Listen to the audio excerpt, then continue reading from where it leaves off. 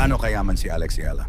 Kung may isang atletang Pilipino na pinag-uusapan ngayon sa buong mundo, malamang naiisa ang pangalan na agad na papasok sa isip ng marami, si Alex Ayala. Sa murang edad, nakapasok siya sa pinakamalalaking tennis tournament sa mundo, nakalaban ang ilan sa pinakamahuhusay na manlalaro at naging inspirasyon ng milyon-milyong Pilipino. Ngunit kasabay ng kanyang kasikatan, isang tanong ang madalas ding lumalabas. Si Alexandra Alex Ayala ay ipinanganak noong Mayo 23, 2005. Bata pa lamang ay nahilig na siya sa tennis. Malaki ang naging impluwensya ng kanyang pamilya sa kanyang paglaki. Ang kanyang ina, si Riza Maniego Ayala, ay dating national swimmer at SEA Games medalist, habang ang kanyang ama na si Mike Ayala ay isang negosyante. Lumaki si Alex sa isang pamilyang nagbibigay halaga sa edukasyon, sports at disiplina. Sa kanyang murang edad, napansin na agad ang kanyang talento sa tennis. Habang karamihan sa mga bata ay naglalaro lamang bilang libangan, si Alex ay nagsimula ng lumahok sa iba't ibang lokal at international junior tournaments. Habang tumatagal, lalong lumilinaw na hindi ordinaryong talento ang taglay niya. Isa sa pinakamalaking turning point ng kanyang buhay ay nang matanggap siya sa Rafa Nadal Academy sa Mallorca, Spain. Isa ito sa pinakakilalang tennis academy sa buong mundo na itinatag ang 22-time Grand Slam champion na si Rafael Nadal. Hindi biro ang pagpasok sa akademyang ito. Bukod sa mataas na pamantayan sa training, milyon-milyong piso rin ang katumbas ng gastos sa pag-aaral, tirahan, pagkain, coaching, at iba pang pangangailangan ng isang atleta. Sa kabutihang palad, nabigyan si Alex ng scholarship, isang malaking tulong upang maipagpatuloy niya ang kanyang pangarap. Ngunit kahit may scholarship, hindi pa rin biro ang mga gastusin sa isang professional tennis player.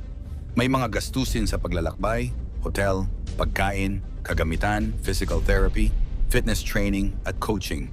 Maraming pagkakataon na mas malaki pa ang gastos kaysa sa premyong napapanalunan sa maliliit na torneo. Ito ang realidad ng professional tennis. Hindi sapat ang talento lamang. Kailangan din ng malaking suporta, tiyaga, at tamang pagpaplano. Habang nagsasanay sa Spain, kinailangan ding magsakripisyo si Alex.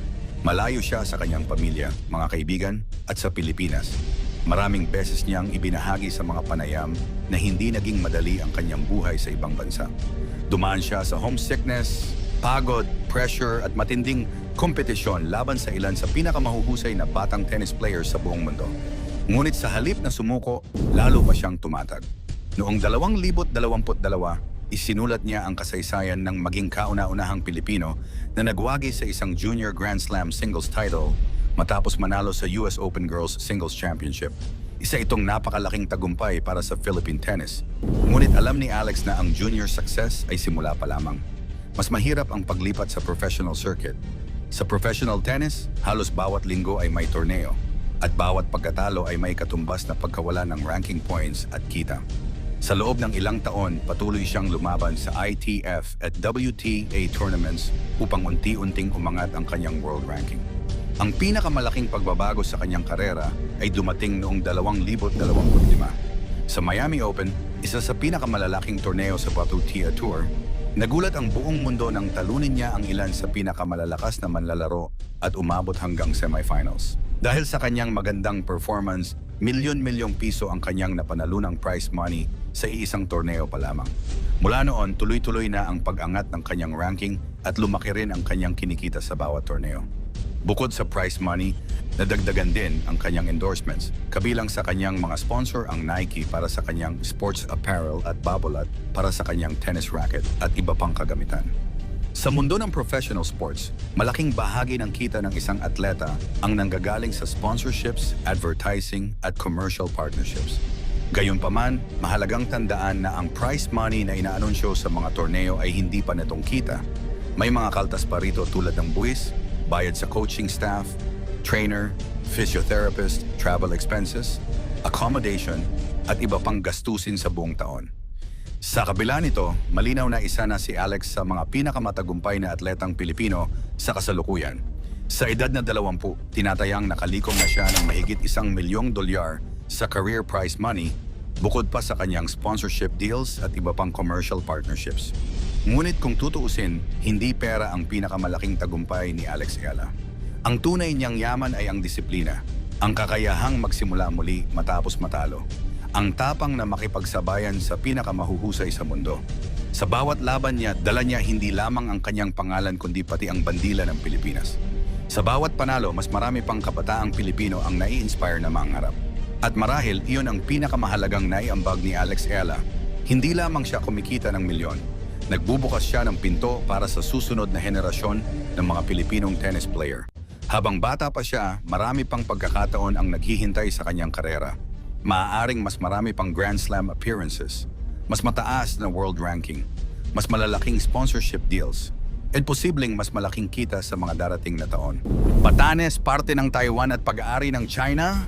Naglabas ng isang kontrobersyal na pahayag ang ilang Chinese scholars na nagsasabing ang Batanes, ang pinakahilagang lalawigan ng Pilipinas, ay isa umanong natural geographical extension ng Taiwan.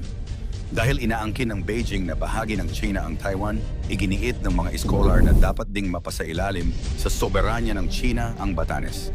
Ang naturang pahayag ay iniulat ng Maritime Monitoring Group na SeaLight sa ginanap na West Philippine Sea Summit sa Pilipinas. Ayon sa grupo, ang ideya ay tinalakay sa isang symposium na isinagawa sa Guangzhou, China, kung saan dumalo ang ilang eksperto mula sa iba't ibang Chinese academic institutions. Batay sa ulat, sinabi ng mga Chinese scholars na magkapareho ang pinagmulan ng mga katutubong naninirahan sa Batanes at Taiwan. Dahil dito, iginiit nila na ang Batanes ay isang natural na extension ng Taiwan at wala umanong legal na batayan ang maritime delimitation sa pagitan ng Pilipinas at Japan na sumasaklaw sa bahaging malapit sa Taiwan Strait. Bagamat hindi ito opisyal na posisyon ng gobyerno ng China, mabilis itong naging usapin dahil sa posibleng implikasyon nito sa seguridad at soberanya ng Pilipinas. Agad namang tumugon ang pamahalaan. Mariing tinuligsa ni Defense Secretary Gilberto Teodoro Jr. ang naturang pahayag at tinawag itong kalokohan at walang anumang legal na batayan. Ayon kay Teodoro, hindi dapat balewalain ang ganitong uri ng mga pahayag dahil maaari itong magsilbing indikasyon ng mas malawak na layunin ng China sa rehiyon. Dagdag pa niya, kapag hinayaang paulit-ulit na ikalat ang mga ganitong naratibo ng walang pagtutol, maaari itong magamit upang baguhin ang pananaw ng publiko at baluktutin ang kasaysayan. Sinabi rin ng kalihim na hindi malayong bahagi ito ng mas malawak na estratehiya ng China upang palawakin ang impluwensya nito sa Western Pacific. Kasabay nito, nanawagan din ang ilang maritime at defense experts na seryosohin ang naturang pahayag.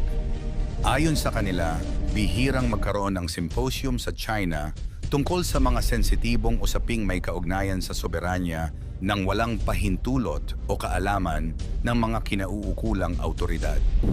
Bagamat hindi ito nangangahulugang opisyal na pulisya ng Beijing, mahalaga pa ring bantayan ang mga ganitong diskusyon dahil maaari itong maging bahagi ng tinatawag na narrative building o unti-unting paghubog ng opinyon upang suportahan ang posibleng mga hakbang sa hinaharap. Nagkataon ding lumabas ang naturang pahayag ilang araw bago ang ika-10 anibersaryo ng makasaysayang 2016 na Arbitral Award na pabor sa Pilipinas. Noong Hulyo 12, 2016, nagpasya ang Permanent Court of Arbitration sa The Hague na walang legal na batayan ang 9-dash line claim ng China sa South China Sea. Kinilala rin ng tribunal ang ilang karapatan ng Pilipinas sa loob ng kanyang exclusive economic zone sa West Philippine Sea. Hanggang sa kasalukuyan ay hindi kinikilala ng China ang arbitral ruling at patuloy nitong tinututulan ang naturang desisyon. Sa kabilang banda, mahigit 30 bansa na ang nagpahayag ng suporta sa Arbitral Award at paulit-ulit na nananawagang igalang ang international law at ang United Nations Convention on the Law of the Sea o UNCLOS. Sa ilalim ng administrasyon ni Pangulong Ferdinand Marcos Jr., pinalakas din ng Pilipinas ang ugnayang pangsiguridad sa iba't ibang kaalyadong bansa. Lumagda ang Pilipinas ng mga bagong defense at military cooperation agreements upang higit na mapalakas ang kakayahan nitong protektahan ang teritoryo at mapanatili ang kapayapaan sa Indo-Pacific region. Mahalagang tandaan na ang Batanes ay may napakalaking strategic value. Matatagpuan ito sa pagitan ng Luzon at Taiwan at nagsisilbing mahalagang bahagi ng tinatawag na First Island Chain. isang lugar na may malaking kahalagahan sa seguridad ng rehiyon. Dahil dito, matagal nang nakatuon ang pansin ng iba't ibang bansa sa Batanes, lalo na sa gitna ng tumitinding tensyon sa Taiwan Strait. Sa kasalukuyan, wala pang opisyal na pahayag ang Chinese government na inaangkin nito ang Batanes bilang bahagi ng teritoryo ng China. Gayunman, ipinakita ng naging pahayag ng ilang Chinese scholars na patuloy ang paglitaw ng iba't ibang naratibo kaugnay ng mga teritoryong malapit sa Taiwan at West Philippine Sea. Samantala, nananatiling malinaw ang posisyon ng Pilipinas. Ang Batanes ay isang ganap na lalawigan ng Republika ng Pilipinas, kinikilala sa ilalim ng konstitusyon ng mga umiiral na batas ng bansa at ng pandaigdigang batas. Ipinagpatuloy rin ng pamahalaan ang pakikipag-ugnayan sa mga kaalyado at ang pagtatanggol sa mga karapatan ng Pilipinas sa pamamagitan ng diplomasya, international law at pagpapalakas ng pambansang depensa. Habang nagpapatuloy ang mga usaping may kaugnayan sa West Philippine Sea at Taiwan Strait, inaasahang mananatiling mahalagang bahagi ng pambansang seguridad ang Batanes at patuloy na babantayan ng pamahalaan ang anumang pahayag o hakbang na maaaring makaapekto sa soberanya ng bansa.